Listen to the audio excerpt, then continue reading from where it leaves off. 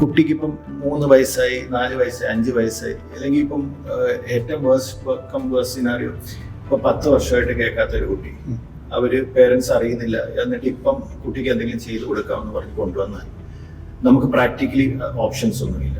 പിന്നെ അവിടെ വരുന്നതെന്ന് പറഞ്ഞാൽ കാരണം ആ കുട്ടിയുടെ ബ്രെയിനിന് ലാംഗ്വേജ് ഡെവലപ്പ് ചെയ്യേണ്ട ഒരു ടൈം കഴിഞ്ഞു പോയിരിക്കുകയാണ്.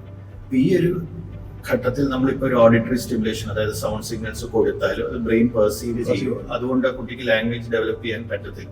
പിന്നെ അങ്ങനത്തെ കുട്ടികൾ ആ ഒരു ഡിലേ വന്നു കഴിഞ്ഞാൽ പിന്നെ സൈൻ ലാംഗ്വേജിലോട്ട് പോവുക, വേറെ ഓൾട്ടർനേറ്റീവ് കമ്മ്യൂണിക്കേറ്റീവ് മെത്തേഡ്സിലോട്ട് പോകേണ്ടി വരും. അപ്പൊ ഇത് വളരെ ക്രിട്ടിക്കൽ ആയിട്ടുള്ള ഒരു ഫേസ് ആണ്. അപ്പൊ ഒരു കുട്ടിയെ സംബന്ധിച്ചോളം first 2 years is very critical language development. അതിനുശേഷം ഇപ്പൊ കുട്ടികൾ ഇപ്പൊ നമ്മൾ 2 years കഴിഞ്ഞ ഒരു കുട്ടിക്ക് എന്തെങ്കിലും ഒരു ഇന്റർവെൻഷൻ ചെയ്തു, അതായത് 2 വർഷം കേൾക്കാതിരുന്ന ഒരു കുട്ടിയെ നമ്മൾ ഐഡന്റിഫൈ ചെയ്യുന്നു, അവർക്ക് എന്തെങ്കിലും ഇന്റർവെൻഷൻ ചെയ്തെന്ന് വെച്ചാലും അവരുടെ ലാംഗ്വേജ് ഡെവലപ്പ് ചെയ്ത് വരുമ്പോൾ അതിനകത്ത് അത് ഒരിക്കലും നോർമൽ ആയിരിക്കത്തില്ല. ആ കുട്ടികൾ സംസാരിക്കുമ്പം എന്തെങ്കിലും ആർട്ടിക്കുലേഷൻസ് വരും. അപ്പൊ നമുക്കത് മനസ്സിലാക്കാൻ പറ്റും. ഒരു നോർമൽ ഒരു വ്യക്തിയെ പോലെ ഒരു കുട്ടി സംസാരിച്ചു തുടങ്ങണമെങ്കിൽ ഇപ്പം ആസ് ഏർലി ആസ് 1 year നമ്മൾ ഇന്റർവ്യൂ ചെയ്യുന്നുണ്ട്.